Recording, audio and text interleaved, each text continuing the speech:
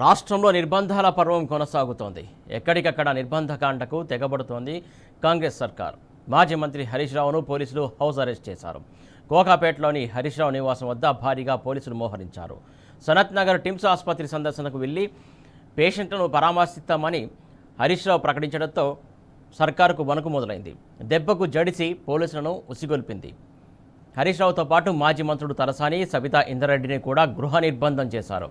మాజీ మంత్రులు టిమ్స్ ఆసుపత్రికి వెళ్లి సందర్శిస్తే సర్కారు నిర్లక్ష్యం, డొల్లతనం బయటపడుతుందన్న భయంతోనే హౌస్ అరెస్టులు చేశారని బీఆర్ఎస్ నేతలు మండిపడుతున్నారు. ఇది ప్రజాస్వామ్యమా లేక రేవంత్ ఇష్టారాజ్యమా అని భగ్గుమంటున్నారు.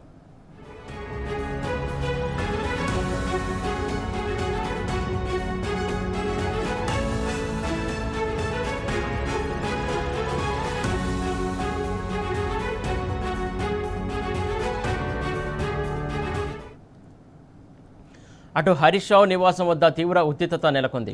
హౌస్ అరెస్టు విషయం తెలిసి అక్కడికి చేరుకున్నారు ఎల్బీ నగర్ ఎమ్మెల్యే సుధీర్ రెడ్డి. అయితే బీఆర్ఎస్ నేతలకు అనుమతి లేదంటూ పోలీసులు దౌర్జన్యంగా అడ్డుకున్నారు. పోలీసుల అక్రమ నిర్బంధాలు, హౌస్ అరెస్టులను తీవ్రంగా ఖండించారు హరీష్ రావు. ఆసుపత్రిలోని డొల్లతనం, ప్రభుత్వ వైఫల్యాలు బయటపడతాయనే కాంగ్రెస్ ప్రభుత్వం ఈ అరెస్టులకు పాల్పడుతుందని మండిపడ్డారు. ప్రజా సమస్యలపై ప్రశ్నిస్తే హౌస్ అరెస్టు చేయడం దుర్మార్గమన్నారు. కాంగ్రెస్ ప్రభుత్వం అప్రకటిత ఎమర్జెన్సీ పెట్టిందని దుయ్యబడుతున్నారు. పోలీసు నిర్బంధాలతో ప్రతిపక్షాల గొంతు నొక్కుతోందని ఫైర్ అయ్యారు హరీష్ రావు.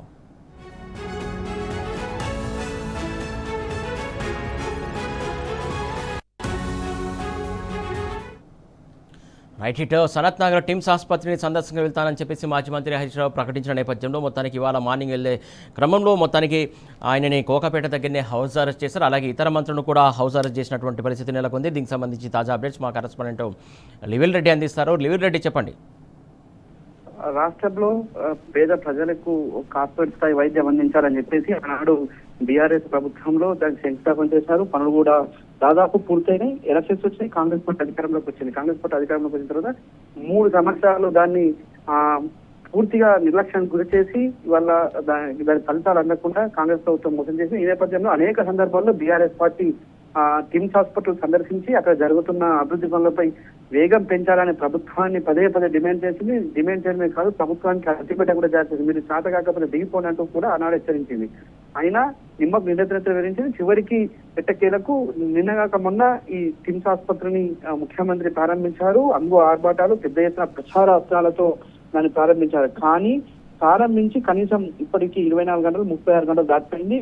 ఇప్పటికీ అనేక రోజులుగా అందులో ఓపీ సేవలు ప్రయాణం నడుస్తుంది. ఇప్పటికీ ఓపీ సేవలు ప్రయాణం నడుస్తుంది. ఇటు ప్రారంభించింది, అన్ని ఎక్విప్మెంట్స్ వచ్చాయి. కానీ ఆ పూర్తి స్థాయి వైద్యం అందించేందుకు మాత్రం ప్రభుత్వానికి చేతులు కావట్లేదు. పేదలకు, నిరుపేదలకు కార్పొరేట్ స్థాయి వైద్యం అందించేందుకు ప్రభుత్వం ముందు చూపు లేకపోవడంతో కేవలం ఓపీ సేవలకే పరిమితం చేసింది. అంతేకాకుండా అనేక సమస్యల సుడిగుండంలో ఇవాళ సనత్ నగర్ టిమ్స్ ఆసుపత్రి ఉంది. ఈ నేపథ్యంలోనే బీఆర్ఎస్ పార్టీ డిప్యూటీ స్పీకర్ ఆనాడు ఆరోగ్య శాఖ మంత్రిగా చేసిన హరీష్ రావు నేతృత్వంలో ఇవాళ టిమ్స్ ఆసుపత్రిని సందర్శించి అందులో సమస్యలని మరొకసారి ప్రభుత్వం తీసుకెళ్లి పేద ప్రజలకు మెరుగైన వైద్యం అందించేలా డిమాండ్ చేద్దామని ఒక నిరసన కార్యక్రమం చేపట్టారు. కేవలం నిరసన కాదు, అందులో సందర్శించి అందులో సమస్యలు తెలుసుకుందామని అక్కడికి వెళ్దామని అనుకున్న నేపథ్యంలో ఉదయం నుంచే పోలీసులు పహారా కాశారు.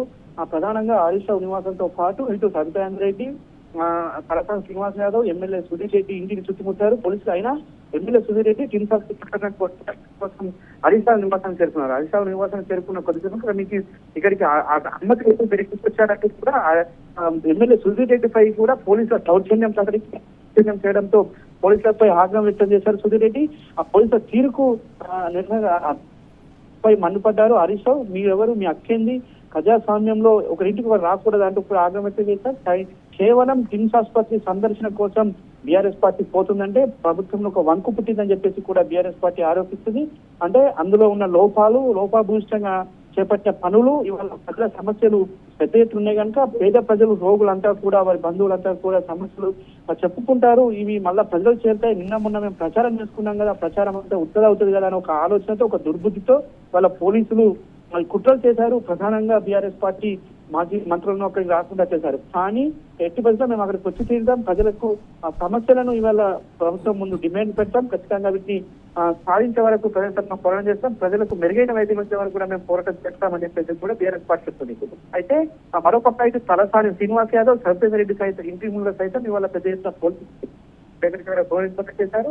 స్థానిక నాయకులు ఇటు సనసన నియోజకవర్గానికి కావచ్చు, దివ్య నియోజకవర్గం కావచ్చు, అటు అంబర్పేట నియోజకవర్గానికి సంబంధించిన కావచ్చు, ఇటు ముషాబాద్ అంటే వివిధ కాన్స్టిట్యూన్సీ నాయకులు, హైదరాబాద్ లో ఉన్న నాయకులు సందర్శనకు వస్తే హరీష్ రావుతో పాటు మేమంతా కూడా సందర్శిస్తాం, అక్కడ ప్రభుత్వానికి అల్టిమేటం జారీ చేస్తామని చెప్పేసి అనుకున్న నేపథ్యం వారిని కూడా ఎక్కడికక్కడ గృహ నిర్బంధం చేశారు. అయితే ప్రధానంగా వాళ్ళ ప్రభుత్వం కేవలం ఓబీ సేవలకే పరిమితం చేయడం పట్ల అనేక ఆరోపణలు వస్తున్నాయి. ఇవాళ మరొకసారి మాజీ మంత్రి హరీష్ రావు వస్తే వారి సమస్యలను చెప్పుకుంటారు. ఇవాళ ప్రభుత్వం యొక్క డొల్లతనం బయటపడుతుంది, వారి అసమర్థత బయటపడుతుంది. ఇవాళ ఆనాడు బీఆర్ఎస్ పార్టీ, బీఆర్ఎస్ ప్రభుత్వం ఆనాడు నిర్మించిన టిమ్స్ ఆసుపత్రికి ఇంత ప్రచారం చేస్తున్న ప్రచారం అంతా వృధా అవుతుందని ఒక దురాశతో, దుర్బుద్ధితో ఇవాళ ఈ తరహా వ్యవహరిస్తున్నట్లు కూడా బీఆర్ఎస్ పార్టీ శ్రేణులు చెప్తున్నాయి. ఖచ్చితంగా ఇవాళ కాంగ్రెస్ ప్రభుత్వం చేసేది ఏముండదు, చెప్పేదే తప్ప ఇవాళ మరొకసారి అది బయటపడింది. ఈ పోలీసులతో అడ్డు పెట్టుకొని ఇవాళ ఎంతసేపు ఉద్యమాన్ని ఆపామంటే ఊరుకోబోము. ఇవాళ ఇలాంటి నిరసన కార్యక్రమాలు చేయడం వల్లనే ఎన్ని రోజుల్లో టిమ్స్ ఆసుపత్రి ఎట్టకేలకు ప్రారంభించారు కనుక ప్రారంభించిన టిమ్స్ ఆసుపత్రిలో సైతం వాళ్ళ సౌకర్యాలు కల్పించడంలో విఫలమైంది కనుక సౌకర్యాలను ఎత్తిచూపడం కోసమే మేము వస్తున్నాం. ఖచ్చితంగా ప్రజలకు అండగా ఉంటాం, పేదలకు మేము ఎప్పుడు ఎల్లవేళ పేదల పక్షానే ఉంటది మా ప్రధాన ప్రతిపక్ష పార్టీ బీఆర్ఎస్ పార్టీ. ఇవాళ ఎవరికి ఆపద వచ్చినా, ఎవరికి ఏదైనా ఇవాళ అండగా ఉండేది బీఆర్ఎస్ పార్టీ కంటే ఖచ్చితంగా పేద ప్రజల పక్షాన, పేద ప్రజల కోసం కట్టిన టిమ్స్ ఆసుపత్రిని సౌకర్యాలు కల్పించే వరకు కూడా మేము పోరుబాట పడుతూనే ఉంటాం, పోరాటం చేస్తుంటాం, ప్రభుత్వంపై ఒత్తిడి తెస్తూనే ఉంటామంటూ కూడా సందర్భంగా బీఆర్ఎస్ పార్టీ చెప్తుంది. ఖచ్చితంగా ఇవాళ టిమ్స్ ఆసుపత్రిలో సందర్శన చేసి తీద్దామంటూ కూడా బీఆర్ఎస్ పార్టీ అల్టిమేట్ చేసింది. అయినప్పటికీ కూడా పోలీసులు వ్యవస్థే చూస్తూ ఊరుకోబో, మాకున్న హక్కును మీరు కలరాస్తానంటే చూస్తూ ఊరుకోబోమంటూ కూడా ఆగ్రహం వ్యక్తం తలసాని శ్రీనివాస్ యాదవ్, అటు సబితారెడ్డితో పాటు హరీష్ రావు గృహ నిర్బంధంపై ఆగ్రహం వ్యక్తం చేసినట్టయితే మనకు ప్రధానంగా అనిపిస్తుంది. ఖచ్చితంగా టిమ్స్ ఆసుపత్రులు లోపాల దృష్టిలో పెట్టుకుని ప్రభుత్వం ఈ తరహా కుట్రకు దారితీసింది అనేది ప్రధానంగా చర్చ జరుగుతుంది. సురేష్ లీవ్లెడ్డి ముఖ్యంగా ఇక్కడ చూసుకున్నట్టయితే ఆల్రెడీ కంప్లీట్ అయినటువంటి ఆసుపత్రిని ఓపెన్ చేయడానికి 3 సంవత్సరాల టైం పట్టింది. ముఖ్యంగా ఏదైతే ఈ ఆసుపత్రిలో ఖచ్చితంగా టిమ్స్లో ఖచ్చితంగా మెరుగైన వైద్య సేవలు కావచ్చు, అన్ని సర్జరీస్ కావచ్చు, దూరదృష్టితోటి కేసీఆర్ ఏర్పాటు చేశారు. దూరదృష్టితోటి అన్ని ఆలోచనతోటి పక్క ప్రణాళిక ప్రకారం పెట్టారు. కాకపోతే ఎక్విప్మెంట్ పెట్టడానికి కావచ్చు, లేకుంటే ఆసుపత్రి ఓపెన్ చేయడానికి కావచ్చు, రేపు మాపంటూ కాలయాపన చేశారు. ఇప్పటికి కూడా ఎక్విప్మెంట్ పెట్టకపోవడానికి ఎందుకు బలమైన కారణం ఏమనుకోవాలి? ఎందుకు పేదలకు అందాల్సినటువంటి వైద్యం అందకుండా ఎందుకు ఈ కాంగ్రెస్ సర్కార్ ఇట్లా కుట్ర పన్నుతుంది అనుకోవాలి? అంటే పూర్తిగా అసమర్థత పాలన, అసమర్థులు పరిపాలన చేస్తే ఏ విధంగా ఉంటుందో అది ఈ ప్రభుత్వానికి ఖచ్చితంగా సెట్ అయిపోతుంది. అందులో ముఖ్యమంత్రికి కావచ్చు, మంత్రికి కనీస అవగాహన లేకపోవడమే దీనికి ప్రధాన కారణం. ఆనాడు కరోనా లాంటి విపత్కర పరిస్థితుల్లో ఒక టిమ్స్ ఆసుపత్రి రూపుదిద్దుకుంది. ఆనాడే కేసీఆర్ మొదలుంచిన ఆలోచనతోటి నగరానికి నలువైపులా టిమ్స్ హాస్పిటల్ ఒక తెలంగాణ మెడికల్ సైన్స్ ఏర్పాటు చేసి అందులో పేదలకు కార్పొరేట్ స్థాయి వైద్యం అందించాలి, ఇలాంటి విపత్కర పరిస్థితులైనా ఎదుర్కొనేందుకు సిద్ధంగా ఉండాలని ఆనాడు రూపకల్పన చేశారు. 1000 పడకలతో 4 ఆసుపత్రులతో పాటు అటు వరంగల్లో ఒక మెగా హెల్త్ కేర్ సిటీని ఏర్పాటు చేశారు. ఇవన్నిటినీ కూడా పేద ప్రజలకు కార్పొరేట్ స్థాయి వైద్యం అందించేందుకు ఆనాడు రూపకల్పన చేశారు.